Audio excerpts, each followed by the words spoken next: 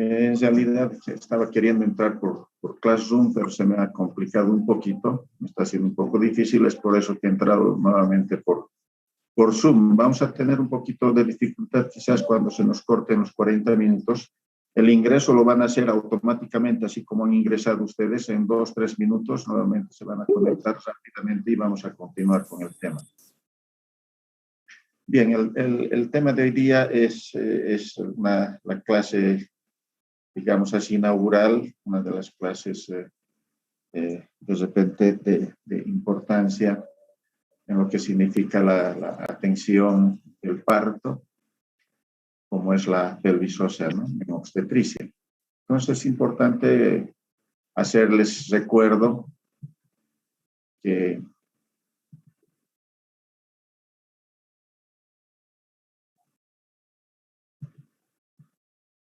entonces la pelvis ósea constituye pues un canal, el canal duro, ¿no?, que debe atravesar o franquear prácticamente el feto durante el parto.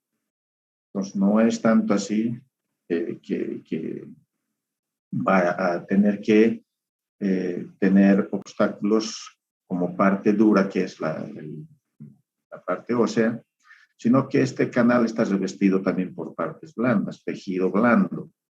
Y es el que va a atravesar. Y es importante recordar la anatomía pelviana para que ustedes puedan hacer y reconocer prácticamente el canal del parto por donde va a atravesar el feto, ¿no?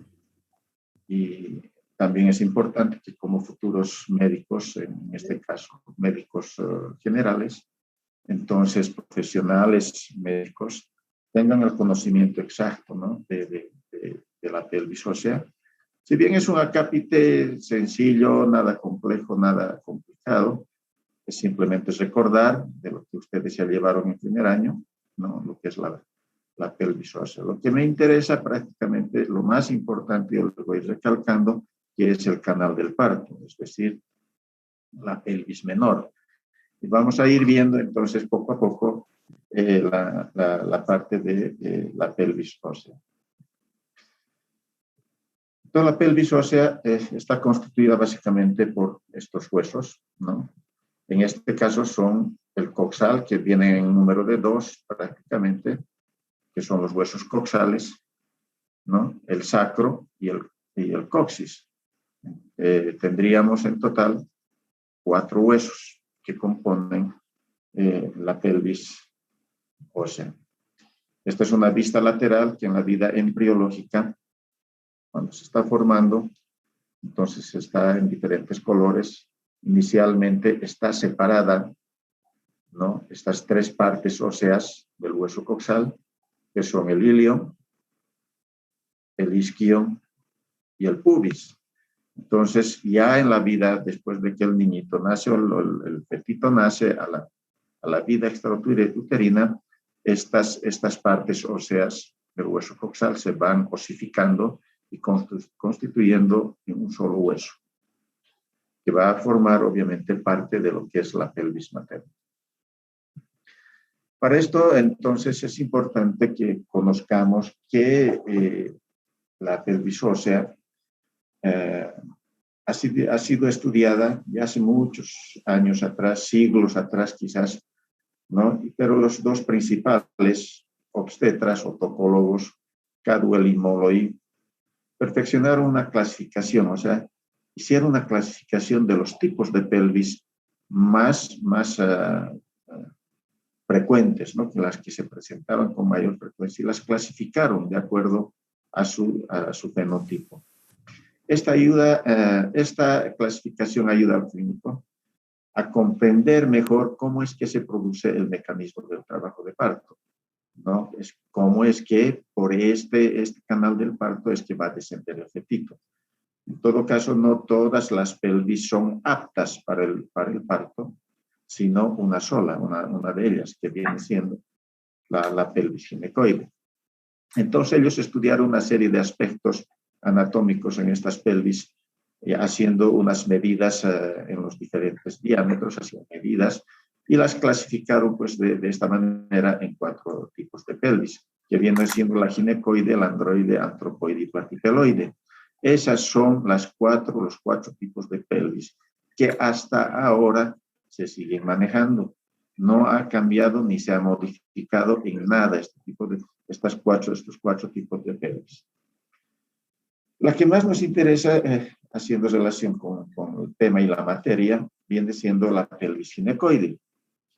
Entonces, la pelvis ginecoide tiene ciertas características importantísimas que tienen que irlas viendo, como les voy a ir mostrando. Entonces, aquí tienen las características propias de la pelvis ginecoide. Tiene un diámetro biciático amplio. Este es el diámetro biciático de aquí, estas son las espinas ciáticas. Entonces, tiene un diámetro biciático amplio. Perdón. Tiene unas paredes laterales verticales, que quiere decir que este canal del parto, sus paredes laterales, son prácticamente paralelas, o sea, son verticales y paralelas, ¿no? O sea, no hacen estrechamientos, casi no hacen estrechamientos en todo el canal del parto. El ángulo subpúbico por acá abajo, el ángulo subpúbico es de 90 grados o un poquito mayor, siempre es un poco mayor. Las espinas ciáticas, estas espinas ciáticas no son prominentes.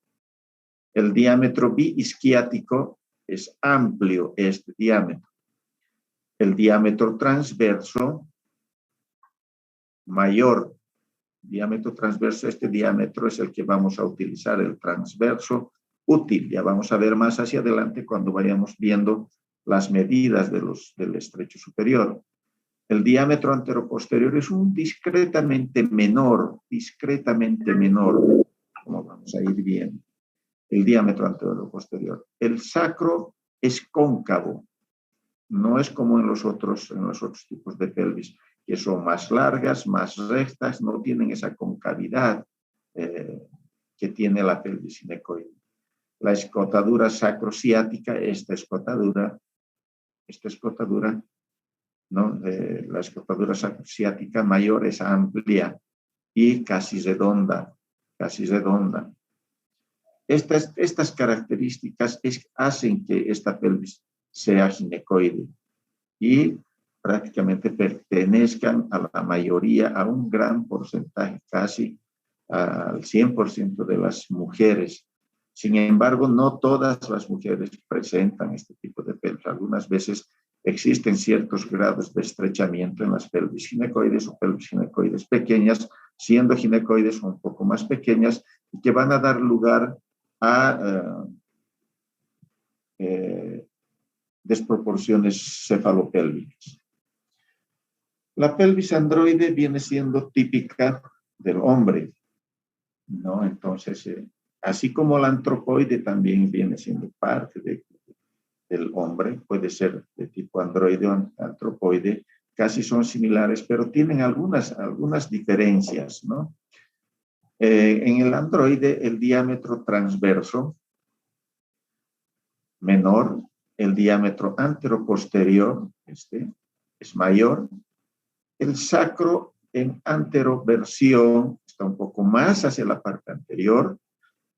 Es decir, si yo estoy viendo que el sacro se me viene más hacia adelante, ¿qué quiere decir? Que esas paredes no me van a ser tan verticales, sino se van a ir cerrando a medida que baja del estrecho superior hacia el estrecho inferior, se van a ir cerrando. El diámetro biciático es reducido. Este diámetro que en la ginecoide era bastante amplia, acá es muy reducido. Entonces ya de por sí, este diámetro biciático no va a poder franquear la presentación del fetito, es decir, no va a poder pasar, ¿no? Así haya pasado el estrecho superior muy dificultosamente, este estrecho medio no va a poder franquear la cabecita, por lo tanto, nos va a proporcionar un tipo de desproporción cefalopélvica. Las paredes laterales son convergentes. ¿Qué quiere decir? En la ginecoide eran rectas, paralelas. Estas empiezan a converger a medida que descienden, es decir, se van cerrando cada vez más hacia el estrecho inferior. Por lo tanto, no va a poder desprenderse una presentación, en este caso la cefálica o la pélvica, en caso de que se diera un trabajo de parto. Es casi difícil de que se produzca el mecanismo de trabajo de parto en este tipo de pelvis.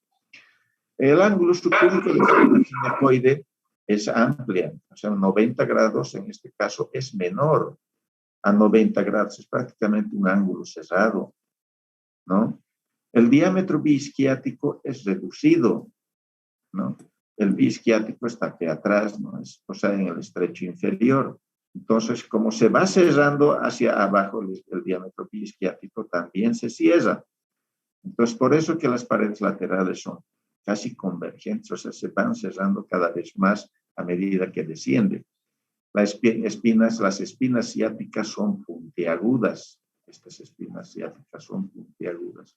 Entonces, características hacen que no se pueda prestar a una pelvis apta para el descenso en caso de un trabajo de parto. La pelvis antropoide es propia también del hombre y de los monos, ¿no? Entonces, algo parecido se presenta en estos dos tipos con estas características. El diámetro transverso es menor. El diámetro anteroposterior es mucho mayor. El sacro es largo y estrecho. La escotadura sacrociática es más amplia. ¿Qué quiere decir? Esta escotadura, fíjense, en la ginecoide se fijaron, era casi redonda. Aquí es más amplia, fíjense, es larga prácticamente la escotadura. El diámetro biciático está prácticamente reducido, fíjense, muy estrecho. Por aquí no va a pasar, imposible que pase la cabeza. Las paredes laterales paralelas, convergentes, si bien son paralelas, pero son muy estrechas, ya. Si bien son paralelas, pero discretamente convergentes, pero es muy estrecho. El ángulo subpúbico también es menor a 90 grados, es muy estrecho. La espina ciática no es muy prominente, sí, efectivamente, las espinas ciáticas no son muy prominentes. Y el diámetro biisquiático es corto, ¿qué quiere decir? Es cerrado. Entonces, nuevamente, no es apto para que se produzca el descenso y la expulsión de una presentación en caso de darse un trabajo de parto. En realidad, no se va a dar nunca porque la cabeza no va a poder franquear ni el estrecho superior. Y la pelvis platipeloide es una pelvis prácticamente chata, es decir, la altura, así como era largo en los otros, algunos, la antropoide, la androide. Aquí estas paredes laterales son chatitas, son bajitas y es ancha. El diámetro transverso es mayor. El diámetro anteroposterior, este diámetro es obviamente mucho menor que el transverso. El sacro, prácticamente este sacro es plano, no tiene esa concavidad que tiene la pelvis ginecoide. La escotadura sacrociática mayor es estrecha, esta escotadura. Fíjese que la anterior en la antropoide, por ejemplo, era larga, en la ginecoide era redonda, entonces en la androide era cerrada. Todas esas características hacen de que la cabecita no vaya a descender y no pueda darse el trabajo de parto. Las paredes laterales efectivamente son verticales. El ángulo subpúbico es aquí, fíjense, el ángulo subpúbico es mayor a 90 grados, prácticamente es casi plano, ¿no? El diámetro biisquiático es amplio, este diámetro biisquiático. Y la espina ciática no prominente. Estas espinas ciáticas no son prominentes. ¿Qué quiere decir? Que es amplio, pero el problema mayor radica en esto. El diámetro anteroposterior es sumamente menor, entonces no va a poder tampoco descender por acá la cabecita del producto. Entonces son estas tres entidades, tres tipos de pelvis que prácticamente son incompatibles con el trabajo de parto o la expulsión de la presentación del producto de la concepción, que en este caso vendría a ser el fetito. Bien, la pelvis ginecoide, vamos a entrar ya directamente a la que nos interesa, en este caso la obstetricia. La pelvis ginecoide se divide en dos partes, para fines didácticos y prácticos. Tenemos una pelvis mayor, que tenemos aquí una línea imaginaria, ¿no?, que va del estrecho superior hacia arriba. A esta pelvis mayor también se la denomina falsa y está representada por la parte, la parte cóncava de los huesos coxales, ¿sí?, hacia arriba del estrecho superior. Hacia atrás está representada prácticamente por las vértebras lumbares y las partes laterales, tanto posteriores, laterales y anterior, representadas prácticamente por todas las partes blandas, que en este caso serían los músculos. Entonces, esta pelvis mayor, si bien es importante, durante la gestación es donde el fetito va a empezar a desarrollarse y a desenvolverse, es decir, a crecer, ¿no? Entonces, es aquí donde se va a prácticamente formar todo lo que es el feto. Y por debajo del estrecho superior tenemos la pelvis menor o verdadera. Entonces, es esta la que nos interesa a nosotros, la pelvis menor, porque es a través de esta que va a franquear prácticamente la presentación del producto. Es decir, en este caso, si sería una presentación cefálica, la cabecita tendría que atravesar este estrecho, este canal del parto, o la pelvis menor, ¿no? Fíjense que las paredes son casi verticales, ¿no? No se cierran, no son convergentes. Y a esta pelvis se la denomina también pelvis verdadera. Más hacia abajo, obviamente, haciendo en este esquema de la pelvis vemos el periné. Es decir, aquí tenemos ya, todo esto vendría a ser la pelvis verdadera, pelvis menor, o el canal del parto, por donde va a descender la cabecita o las nalguitas, y aquí tendríamos el periné, es decir, la vulva, ¿no?, y los genitales externos. Haciendo un poquito de imaginación, ¿no? Entonces, importante decir que en la pelvis se divide en dos: pelvis mayor, pelvis menor. La pelvis mayor también llamada falsa y la pelvis menor también llamada verdadera. La que nos interesa, la pelvis menor o verdadera, es por donde va a franquear prácticamente la cabecita del producto. Acá tenemos una representación esquemática de lo que es la pelvis. Tenemos los huesos coxales, ¿no? Tenemos el sacro, tenemos el coxis y dos vértebras lumbares. Aquí lo que quiero representarles es la división de lo que es la pelvis mayor o falsa y la pelvis menor verdadera, que en todo caso estaría por debajo. Vamos a ver aquí la pelvis, ese es el estrecho superior, y esto, lo que está todo por encima de esto, viene a ser la pelvis falsa. Aquí vamos a ver a la pelvis menor. Estamos viendo una representación prácticamente que va del promontorio hasta el borde superior de la sínfisis del pubis, de la punta del coxis hasta el borde inferior de la sínfisis del pubis, viene a ser toda esta concavidad, el canal del parto, o la pelvis menor, pelvis verdadera. Entonces, esta es la que a nosotros nos interesa. Si ustedes se imaginan, pareciera que, el fetito, ¿cómo es que va a pasar tanto?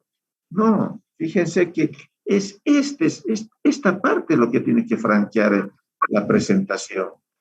Entonces, parece que iría a transcurrir un tramo bastante largo, ¿no? Fíjense, es un tramo bastante corto, pero sí tiene algunas características importantes, porque esta tiene una curvatura, tiene un ángulo además, ¿no? Si se fijan, entonces el promontorio con el borde superior de la sínfisis del pubis no están a la misma altura. Siempre existe un pequeño desnivel entre lo que es el promontorio y la sínfisis del pubis, o sea, el borde superior de la sínfisis del pubis. Entonces, esto es lo que se llama prácticamente, aquí tenemos algunos ligamentos, ¿no? Este es el obturador, ¿no? La escotadura sacrociática también existe, lo que les estaba mostrando, ¿no? Entonces es importante porque atraviesan estructuras anatómicas vasculares, nerviosas importantes por este agujero. Bueno, pero no es que el tema en este caso, pelvis ósea. Entonces, esta es la pelvis verdadera o menor que tiene que franquear durante el trabajo de parto la presentación. Acá tenemos nuevamente el canal del parto, casi similar, es la misma. Estamos viendo el estrecho superior y aquí les estoy mostrando el estrecho inferior. Aquí les he puesto prácticamente el estrecho inferior, el hueso, el coxis, el huesito más pequeñito, que está sin retropulsión. Es decir, que este diámetro del borde inferior de la sínfisis del pubis hasta la punta del coxis tiene un diámetro. Sin embargo, es esta, desde acá hasta el promontorio, todo esto que viene a representar el canal del parto. Durante el trabajo de parto, este huesito hace retropulsión. ¿Qué quiere decir? Se va hacia atrás. 1, 2, 3, 4, 5, hasta aquí sería el sacro, y de aquí para aquí serían los huesitos del coxis. 1, 2, 3, 4, y apenas no se veía la cuarta ni la quinta. Entonces, desde aquí hace retropulsión, que quiere decir que esta articulación es flexible en la mujer, es laxa.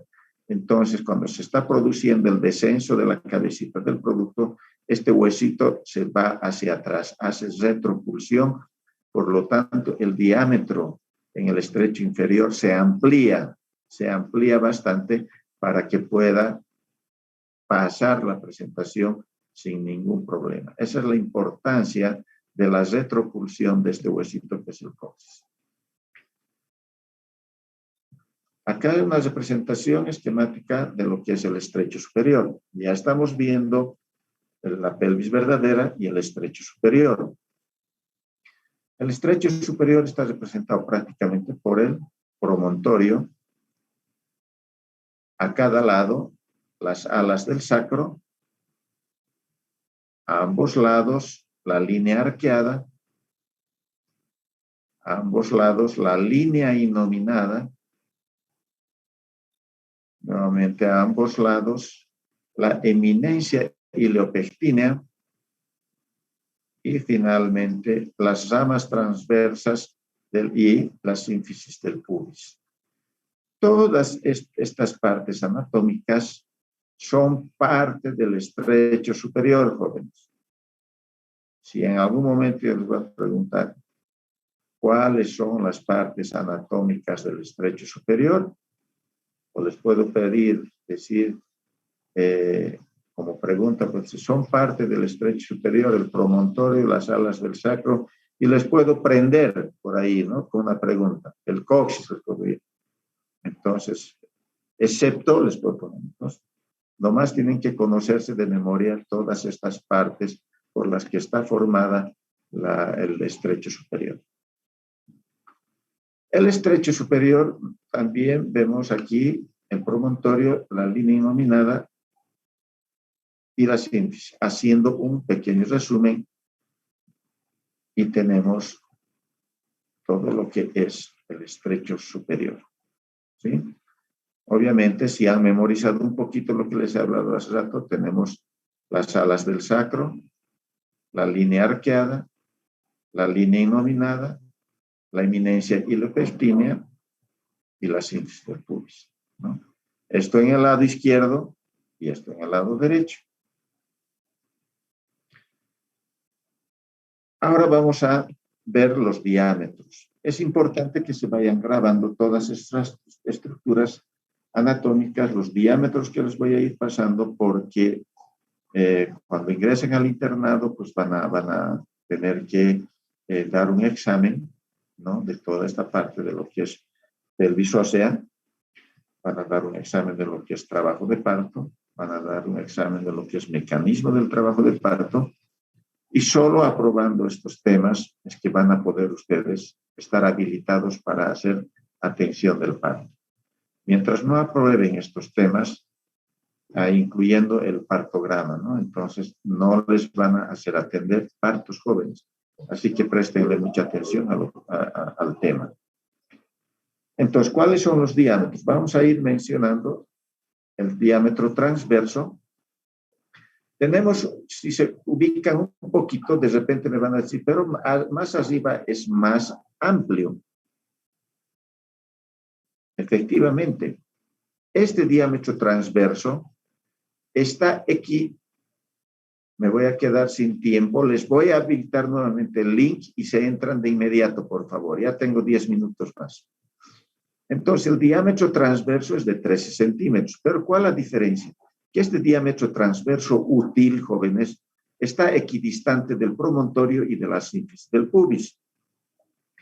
En cambio, el transverso anatómico, que es de 13.5, está más próximo al promontorio que a la sínfisis del pubis. Por lo tanto, la cabeza no se va a franquear por el diámetro transverso anatómico, sino se va a franquear por el transverso útil. Por eso es más importante este diámetro transverso, 13 centímetros.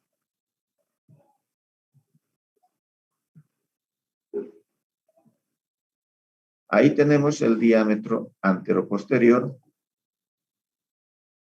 que es de 11 centímetros. ¿Sí? Este diámetro anteroposterior va del promontorio al borde superior de la sínfisis del pubis. Ahí tenemos el diámetro oblicuo, ¿no? El diámetro oblicuo izquierdo es un poquito más amplio que el derecho, jóvenes. ¿Ya? El izquierdo se cree que tiene 12.5 y el derecho 12. Y estos 5 milímetros hace de que la mayoría de las presentaciones se presenten en este diámetro oblicuo izquierdo anterior. ¿Ya? Entonces se cree que esta diferencia de estos 5 milímetros hace de que las variedades de posiciones en el anterior y el posterior, anterior izquierdo y posterior derecho, hacen de que la cabecita se acomoden y se encajen en este diámetro. En el 60% se encajan en este diámetro. En el 30% se encajan en el transverso y en el restante 10% en los otros diámetros. En el estrecho medio tenemos prácticamente dos diámetros importantísimos. El diámetro biciático, que es este, de las dos espinas ciáticas, ¿no? Y el diámetro anteroposterior, que va del sacro a la parte media o la pared posterior de la sínfisis del pubis. El diámetro biciático mide 10.5 y el diámetro anteroposterior 12 centímetros. Existe aquí mucha diferencia, jóvenes, precisamente por la prominencia de estas dos espinas ciáticas, ¿no? Que hacen que no sea tan circunferencial a este nivel en el estrecho medio, justamente, ¿no? El canal del parto. Ya van a ir viendo con los temas a futuro, que cuando estén hablando del mecanismo del trabajo de parto, cuando la cabecita va descendiendo por ese estrecho, entonces la cabecita tiene que hacer rotación interna acá adentro, justamente para disminuir sus diámetros de la cabecita y pueda atravesar este diámetro biciático, que es más angostito con respecto de todos los diámetros, ¿no? Tanto del estrecho superior como del estrecho inferior. Bueno, entonces ahí radica la importancia de este diámetro. Rotación interna es donde se va a realizar.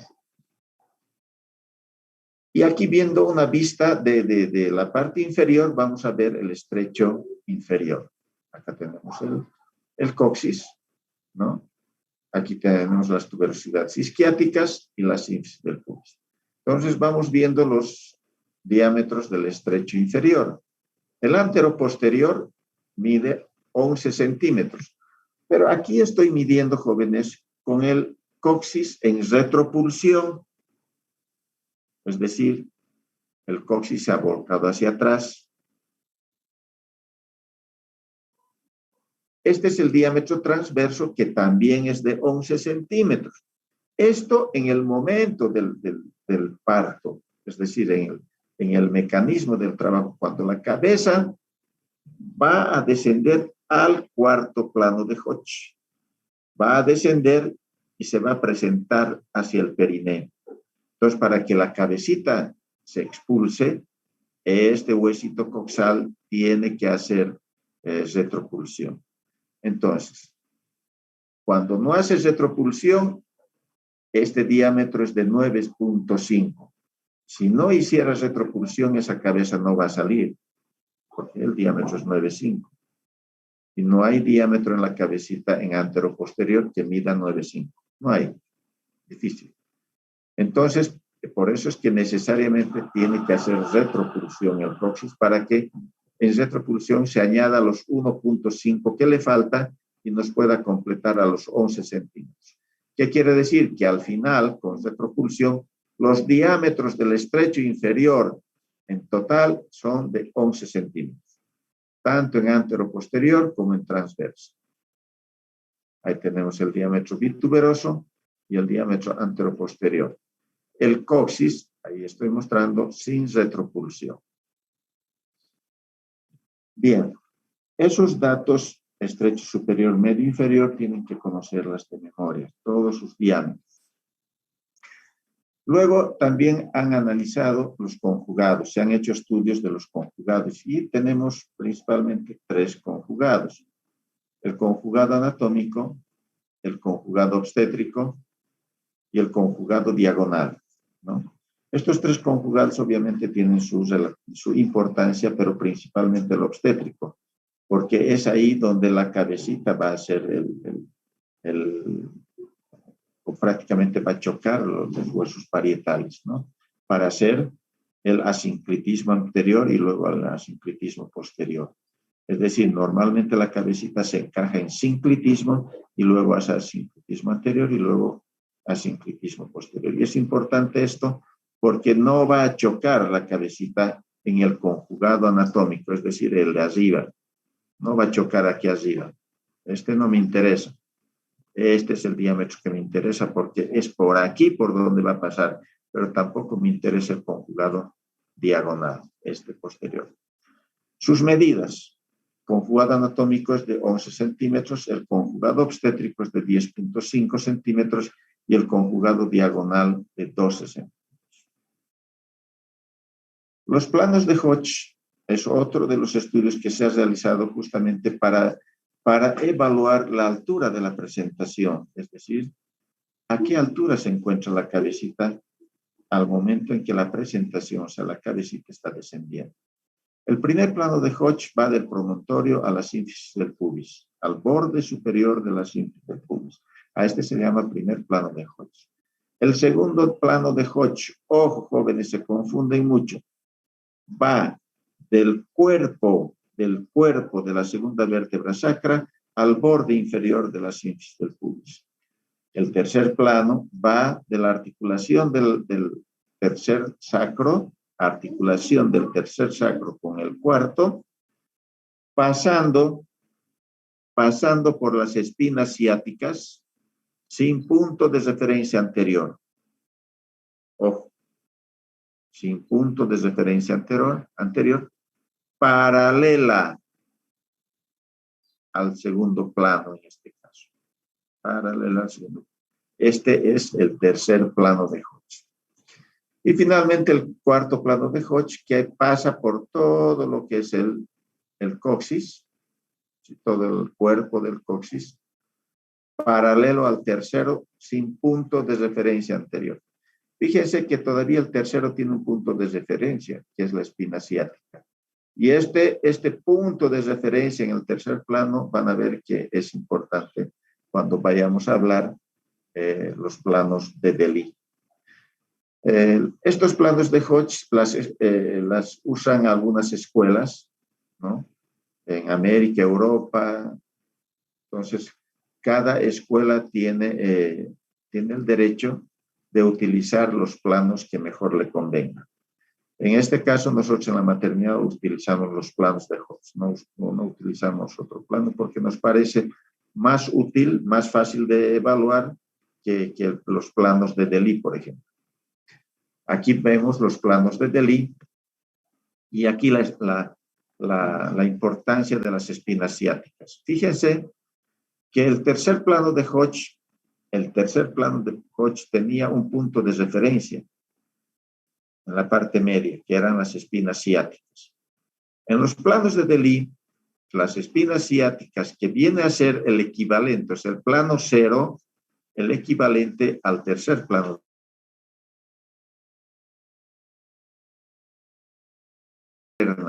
Y está pasando el tercer plano de Hodge, o está pasando el plano cero de Delis, decimos, está la presentación a +1 en los planos de Delis, está a +2 en los planos de Delis, está a +3 en los planos de Delis, está a +4 en los planos de Delis.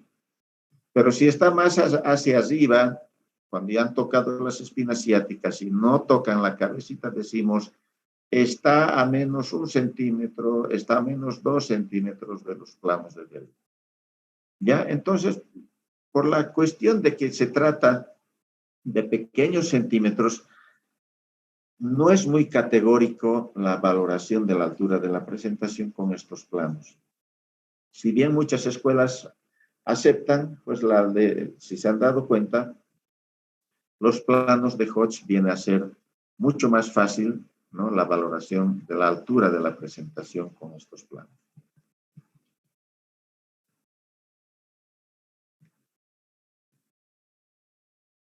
Entonces, ahí les estoy mencionando las espinas ciáticas, les estoy poniendo, ¿no?, como referencia importantísimos de la diferencia entre lo que son los planos de Hodge y los planos de Delis.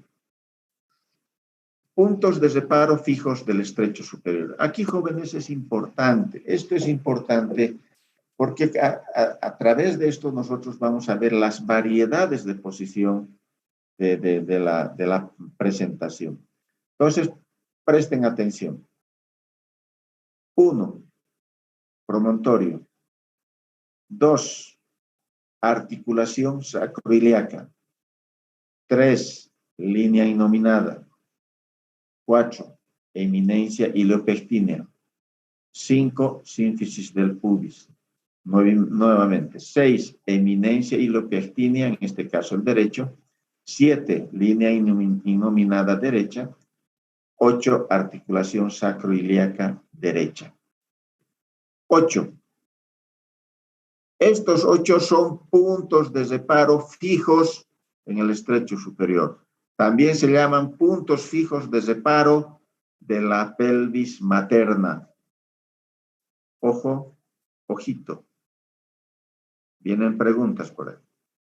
Puntos de reparo fijos, son 8. Menciono de nuevo. Promontorio, articulación sacroiliaca, línea innominada, eminencia iliopectínea izquierdas, sínfisis del pubis, eminencia iliopectínea, línea innominada y articulación sacroiliaca derechas. 8. 1, 2, 3, 4, 5, 6, 7, 8. Ahí están. Promontorio, articulación sacroiliaca izquierda, línea innominada izquierda, eminencia iliopectínea izquierda, articulación del pubis, eminencia iliopectínea derecha, innominada derecha y articulación sacroiliaca derecha. Atención, puntos de reparo móviles de la presentación. Móviles, ya no son fijos, porque en la pelvis no se pueden mover, pues. En cambio, en el fetito sí puede moverse. Puede moverse, puede hacer deflexión, puede flexionar, un montón de cosas. Puede estar en pélvica, puede estar en cefálica.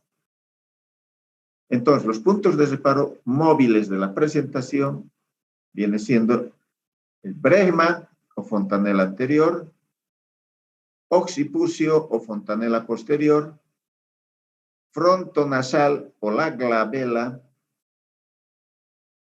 y el mentón. Aquí Y tenemos 1, 2, 3, 4 puntos de reparo móviles. Seguimos. Sacro.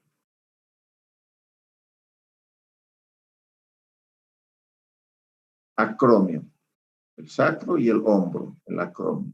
Entonces, sacro y acromio son otros 2 puntos de reparo móviles. Hace rato eran 4 más 2, 6. Todos los puntos de reparo móviles de la presentación son 6. Con esto vamos a sacar la variedad de posición. Y multiplicamos 8 puntos fijos de la pelvis y 6 puntos móviles del feto. 8 por 6, 48. Existen 48 variedades de posición. Me explico. Aquí con un ejemplo. Solo un ejemplo voy a poner para que se ubiquen con la variedad de posición. Esta es la parte anterior, esta es la parte posterior, esta es izquierda y esta es derecha. Esto viene a representar, ¿no? O sea, esto es izquierdo, esto es derecho, esto es anterior y esto es posterior. Esto es el sacro y esto es el pubis. Bien, ejemplo. Occipito ilíaca derecha anterior. Aquí está el occipito. No estamos viendo el bregma, es el occipucio. Occipito ilíaca derecha anterior, la síntesis del pubis. ¿Sí? Occipito, es el pubis, occipito púbica. Occipito ilíaca izquierda anterior. Occipito ilíaca derecha transversa. Occipito ilíaca izquierda transversa. Occipito ilíaca derecha posterior. Occipito sacra. Y finalmente, occipito ilíaca izquierda posterior. Contamos. 1, 2, 3, 4, 5, 6, 7, 8. Con una sola. Que hemos hecho en este caso el occipital. Si hiciéramos con bregma, o hiciéramos con el sacro, o hiciéramos con el acromio, no es nada más que cambiar. Si es bregma, es esto, ¿no? Entonces cambio. Pues si vamos a hacer la pélvica, que son las más frecuentes, o sea, el sacro, ¿no? Entonces, ese es su punto de reparo móvil. Entonces, ya no pongo occipito. Como está la nalguita, digo sacra ilíaca derecha anterior. Sacra púbica. Sacra ilíaca izquierda anterior. Aquí voy a bajar directo. Sacra ilíaca izquierda transversa. Y así voy haciendo con las 6 variedades de posición y con los 8 puntos fijos de reparo. Entonces, de estas variedades voy a tener 48, pues con cada una, ¿no? Bregma, mentón. Mento ilíaca izquierda anterior. Mento ilíaca derecha anterior. Mento sacra. Mento púbica. A eso se refiere variedad de posición.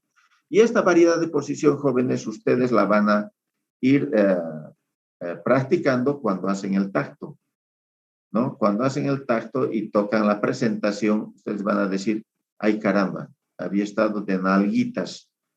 Ahora, ¿dónde está el sacro? Ah, creo que está aquí en la parte izquierda. Entonces es sacro ilíaca izquierda anterior.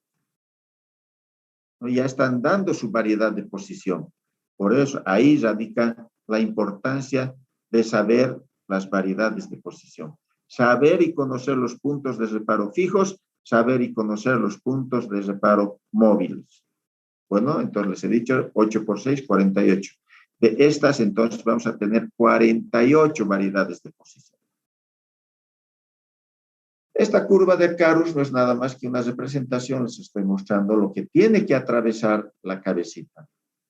Esta curva de Carus no es nada más que el canal del parto, ¿sí? Y este canal del parto tiene un eje.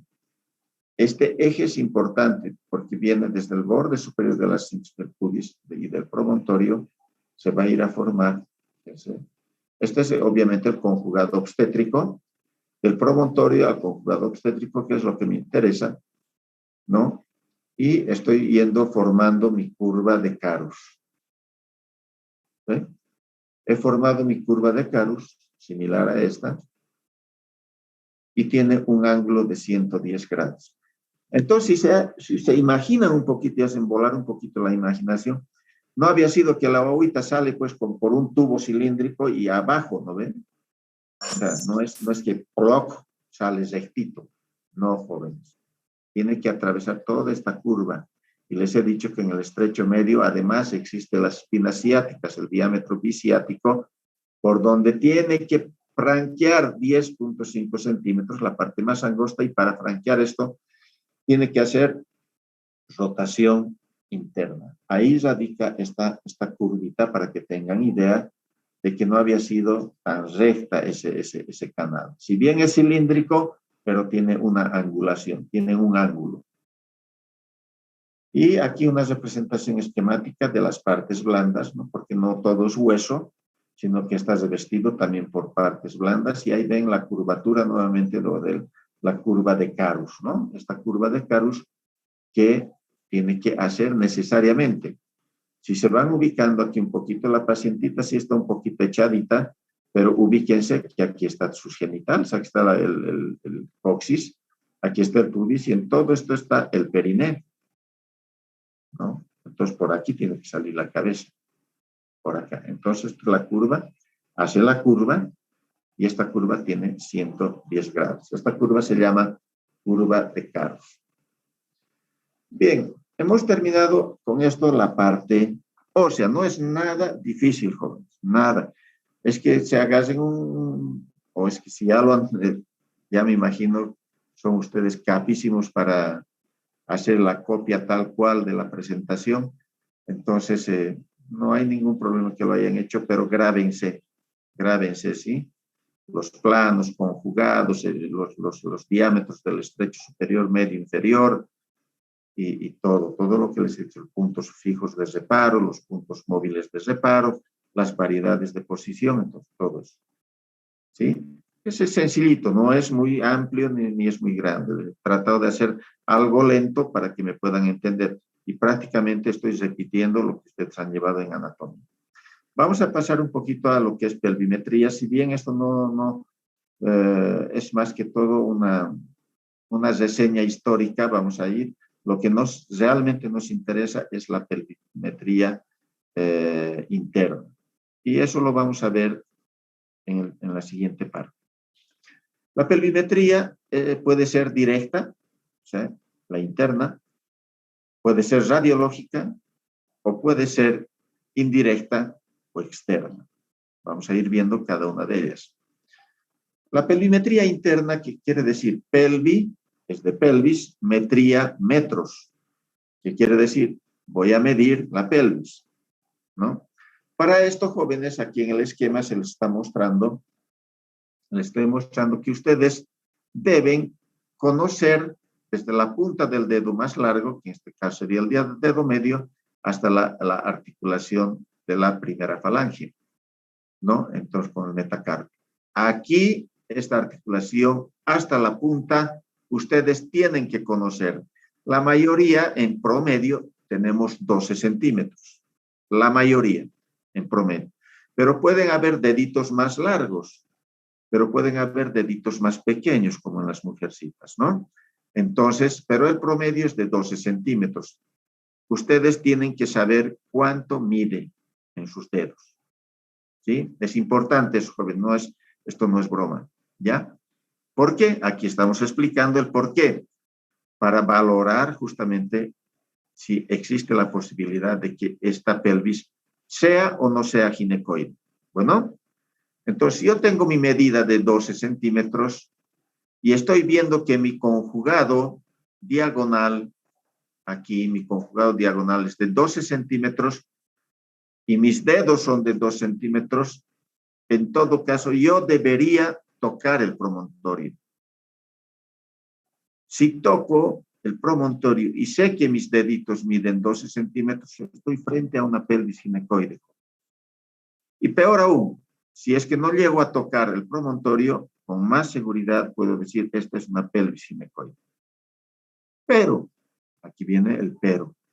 Si yo con mucha facilidad llego a tocar todo lo que es el promontorio y la curvatura del sacro, me va a quedar la duda de que sea esta una estrechez en el canal del parto, en la pelvis menor.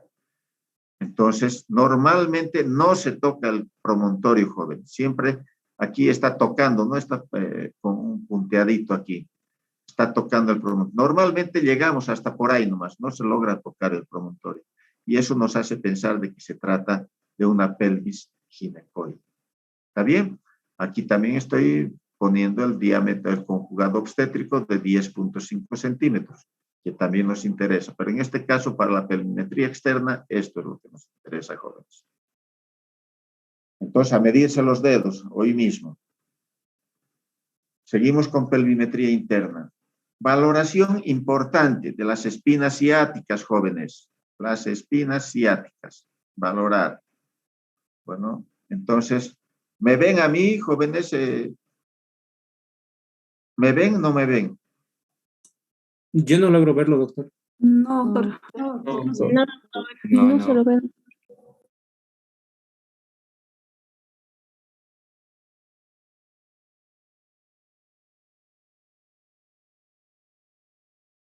A ver, déjenme un ratito.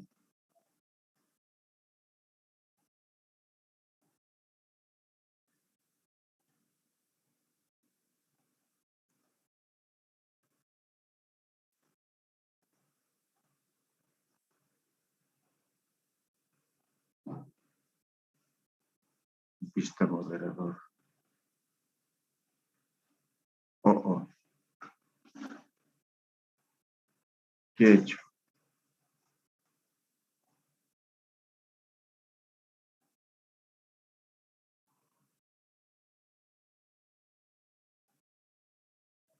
Perdón. Perdón un segundito, jóvenes. Es importante la valoración. Perdón, un segundito.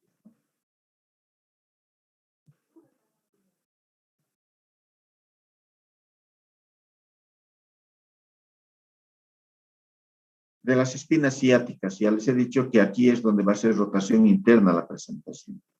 Entonces, fíjense aquí con los dos deditos nuevamente. Esto generalmente la pelvimetría, jóvenes, no se la puede hacer a una paciente cuando no ha iniciado trabajo de parto. Esto lo van a entender mucho mejor las mujercitas, porque es incómodo, ¿no? Si no hay trabajo de parto, de que les estén metiendo los dedos a la vagina y estén queriendo tocar las espinas ciáticas, ¿no? Para valoración de las espinas ciáticas. Entonces es un poco incómodo. Eso hay que hacerlo cuando la paciente ha entrado en trabajo de parto, a un principio, ¿no? Está en las primeras horas del trabajo de parto, entonces la paciente está más entretenida con el dolor, ¿no? Está más preocupada de su dolor que del tacto que ustedes le van a hacer en ese caso, ¿ya? Entonces, ahí, por ejemplo, con los dos deditos nuevamente, está valorando la espina ciática. Va a hacer este balanceo de un lado para el otro para tocar la otra espina ciática. También es importante, con los deditos nuevamente, tocar la curvatura, o sea, la convexidad de la pared posterior de la sínfisis del pubis. Es importante, ¿no? Y si se pudiese medir, por eso sus deditos tienen que tener mediditas ya ustedes, más o menos un aproximado para valorar esta altura de la sínfisis del pubis. Bueno, entonces aquí está valorando espina ciática, está valorando la pared posterior, la convexidad de la sínfisis del pubis.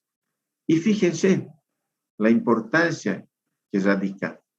Normalmente yo no puedo tocar la curvatura del sacro.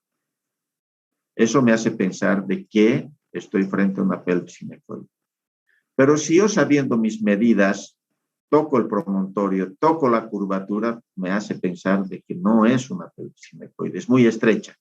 Es mujer, pero puede ser que tenga ginecoide, pero esa pelvis es estrecha. Ya les he dicho la concavidad también en los otros tipos de pelvis, la androide, son rectas, largas. Entonces, esto hace de que nos haga pensar de que probablemente pueda tratarse de un tipo de pelvis de tipo antropoide, androide, ¿no? Entonces, ver siempre estas posibilidades. La platypeloide es muy raro, ¿no? Ni se presenta, ¿no? Entonces, esto es lo más importante, ¿no? No tocar la curvatura, o sea, la concavidad del saco. Eso me hace pensar de que estoy frente a una pelvis ginecoide. No tocar el promontorio también es otro dato importante.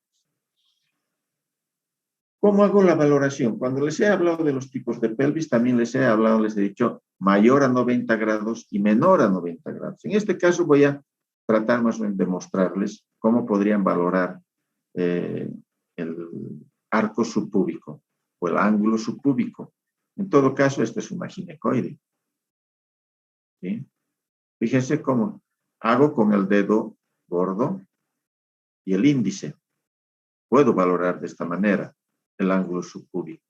Estoy viendo que es aparentemente una pelvis ginecoide, o sea, mayor a 90 grados. Pero esto no voy a decir es mayor a 90 grados, y lo estoy haciendo con el dedo medio y el índice, ¿no? Estoy valorando el arco subpúbico, el ángulo subpúbico, y es obvio que no va a ser igual a este. Este es menor a 90 grados, y probablemente esté frente a una pelvis estrecha, una pelvis de tipo androide o una pelvis de tipo antropoide. Y aquí la otra forma de valorar también es el ángulo, ¿no? Es con los 2 pulgares, ¿no? Puedo ir y tocar las partes laterales del pubis o de las ramas del pubis, ¿no? Y aquí estoy viendo además la prolongación hacia la tuberosidad isquiática. No se olviden que este es el isquio. Entonces, una forma también de ver cuánta apertura tiene este ángulo de la síntesis del pubis. Diferentes formas de valorar, diferentes métodos para que usted pueda decir, es muy estrecho. Muchas veces hacemos esta operación para valorar, por ejemplo, también es importante, les decía, ¿por qué no me ven? Quería que me vean porque les estoy mostrando. Esto yo debo saber, esto cuánto mide. Yo debo generalmente medirme y decir si es de 10 o más. Si yo tengo dedos más largos, probablemente va a tener una abertura mayor a 10.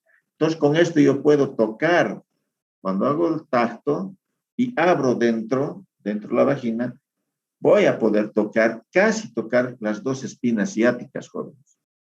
Por eso radica la importancia de saber cuánto de apertura tiene sus 2 dedos.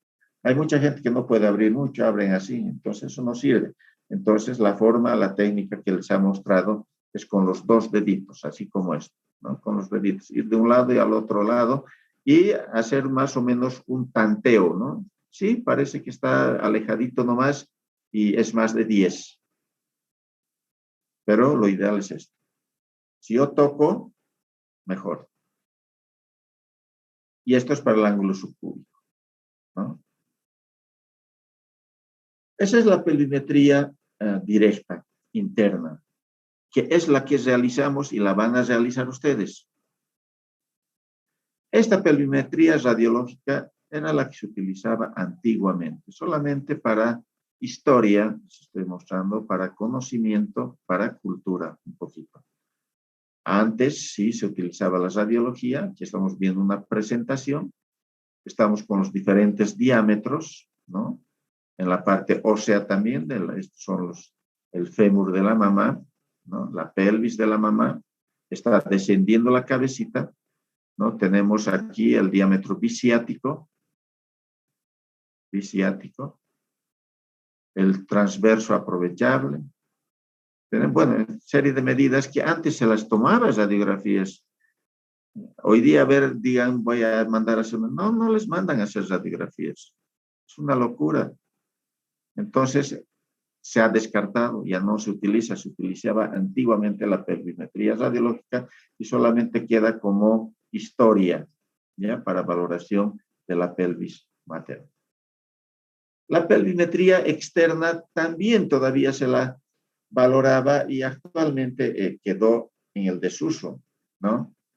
La pelvimetría externa, porque prácticamente la pelvimetría interna es la que más importa, ¿no?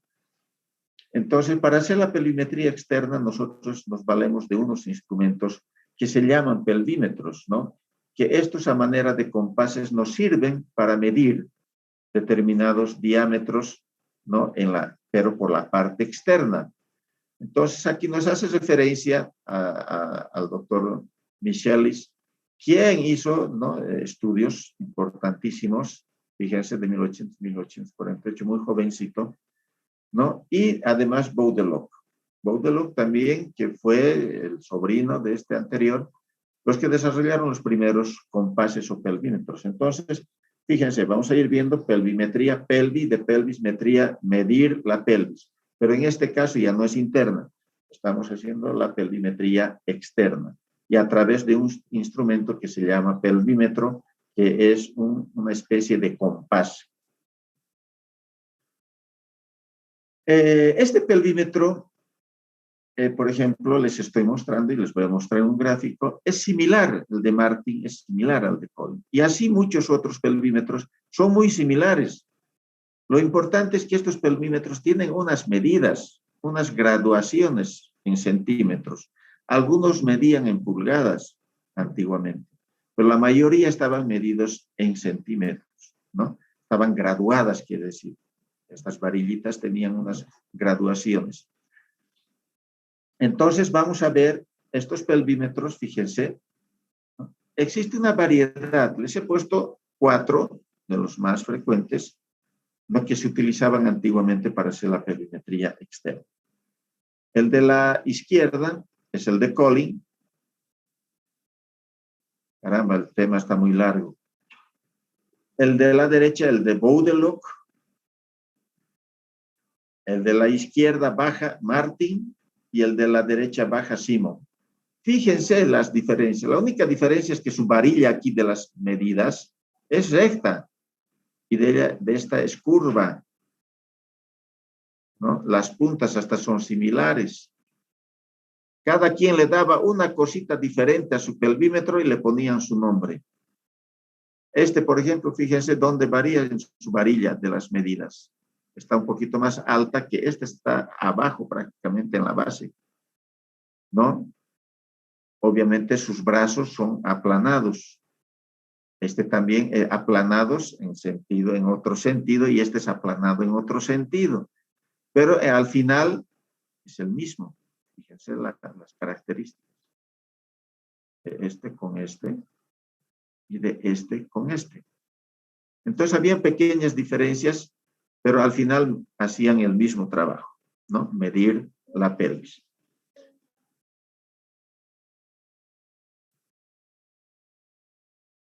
Acá tenemos, y es importante que cuando estamos haciendo una pelvimetría nosotros veamos alguna vez, si van a la piscina, ¿no?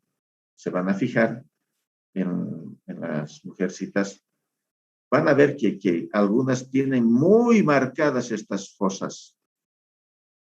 Obviamente esto no van a poder ver, pero esto sí van a poder ver. Y son muy, muy marcadas.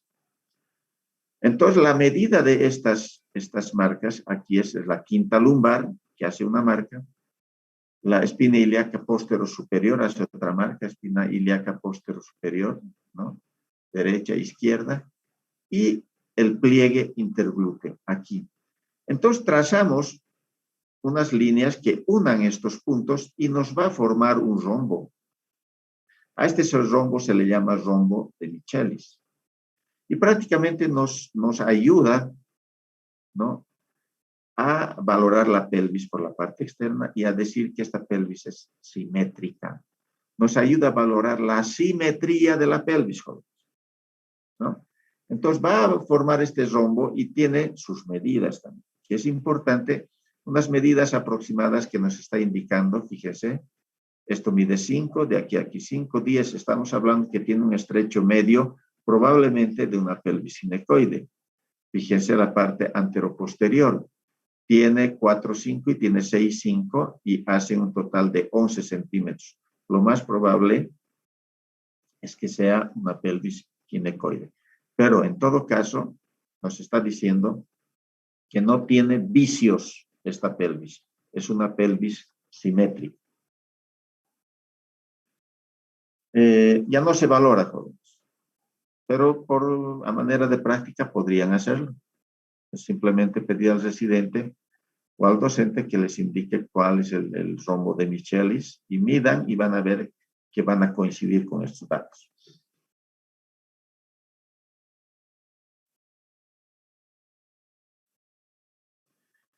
Ahí tenemos las 4 medidas de la pelvimetría externa, ¿no? La bicrestal, el biespinoso, el vitrocantero y el de Boudelock. Este es el más importante. ¿Sí? Sirven estos otros, pero como les digo, es histórico, ya no hay solamente como conocimiento, cultura, es que les estoy mostrando. Bien, entonces tenemos acá el bicrestal de 28 centímetros, el biespinoso de 24, el vitrocantero que es el mayor de 32 centímetros y el de Boudelock. Vamos a ir viendo parte por parte. El bicrestal de 28 centímetros, acá estamos viendo que el compás que les he mostrado estamos abriendo y estamos yendo hasta las 2 crestas, ¿no? del hueso ilíaco. ¿Sí? Medimos y aquí me va a arrojar una medida. Voy a decir, tiene 28 centímetros. Probablemente estoy frente a una pelvis ginecoide. El biespinoso, la espina ciática, espina ilíaca antero superior. Tomo mi medida nuevamente, pongo las 2 y me va a arrojar una medida de 24 centímetros. A este se llama biespinoso, probablemente ginecoide. El vitrocantero, entonces agarro, toco los fémures, toco los trocánteres en los fémures y mido nuevamente con el compás, ¿no? Con el pelvímetro, y esto tiene que medirme 32 centímetros. Fíjense que puede haber algunas cuestiones anatómicas que me hagan pues variar, ¿no? Puede ser un poco más estrecho, no estrecho, un poco más amplio, no amplio, y voy a estar frente a un problema, ¿no? De que, el vitrocantero me ha dado 30 o me ha dado 34. Esta es una pelvis no ginecoide, es ginecoide, y entonces tiene sus problemas. Acá tenemos ya una especie de práctica donde les estoy mostrando el diámetro biespinoso, una pacientita, donde está tocando las espinas ilíacas antero superiores, ¿no? Está tocando, luego agarra su compás, aquí está el compás, y le va a poner, entonces está midiendo y dice, aquí está viendo en el compás la medida y es de 24 centímetros, el espinoso, pelvis ginecoide. El bicrestal va a las crestas hacia arriba del hueso ilíaco, también con el compás, aquí abriendo bastante el compás, ¿no? Y le da una medida de 28. Probablemente también estamos frente a una pelvis ginecoide. Y les decía el más importante, el de Boudelock, ¿no? El de Boudelock, entonces, lo que hace el Boudelock es tomar la quinta lumbar, abre el compás y la lleva al borde superior de la sífilis del pubis. Esta medida me debe botar 20 centímetros. Esta medida. ¿Sí? Entonces, este es el diámetro de Boudelock, pero tiene una singular particularidad. Que al diámetro de Boudelock, fíjense, es así como se toma. Aquí estoy con mi compás, ¿no? Estoy tomando la medida desde la quinta lumbar al borde superior de la sífilis del pubis y me está botando una medida de 20 centímetros. ¿Cuál es la importancia? Que a este diámetro de Boudeloff, que me está dando 20 o puede darme 21, yo siempre debo restarle 9 centímetros. O sea, de 20 menos 9 me va a dar 11. Y esto coincide con el conjugado anatómico interno, por lo tanto estamos frente a una pelvis ginecoide. O sea, el conjugado anatómico es el que va del promontorio al borde superior de la cinta del pubis y es de 11, les he dicho. El conjugado obstétrico 10.5 y el diagonal, conjugado diagonal de 12 centímetros. Entonces, el conjugado de Bouteloff, obviamente estamos yendo al borde superior de la cinta del pubis, de la quinta lumbar, por lo tanto va a coincidir con el conjugado anatómico. Es de 11 y estoy frente a una pelvis ginecoide. ¿Sí? Ahí está, coincide. Y finalmente mostrarles una pelvis bastante bonita, obviamente un dibujito, donde estamos viendo la parte ovoidea, casi circunferencial, de lo que es una pelvis ginecoide. Sabemos manejar esto, conocer esto, vamos a tener un buen parto y vamos a tener un final feliz. Un bebecito que ha nacido bien, ha hecho un trabajo de parto bien llevado, ha hecho un mecanismo del trabajo bien llevado y por lo tanto hemos tenido un producto sano, ¿no? Ahora disfrutando de su madre. Entonces la importancia radica en esos jóvenes, ¿no? De que sepamos hacer una buena valoración y una buena evaluación. Rápido para terminar. Dos cosas importantes, ¿no? Entonces los diámetros conjugados, todas las medidas, los puntos fijos y móviles y la pelvimetría interna, jóvenes. Deditos, a medirse deditos y todo esto finalmente es en realidad el tema. Ha sido un poquito largo porque he ido lento para que me puedan entender un poquito mejor. Tenemos un minuto exactamente para...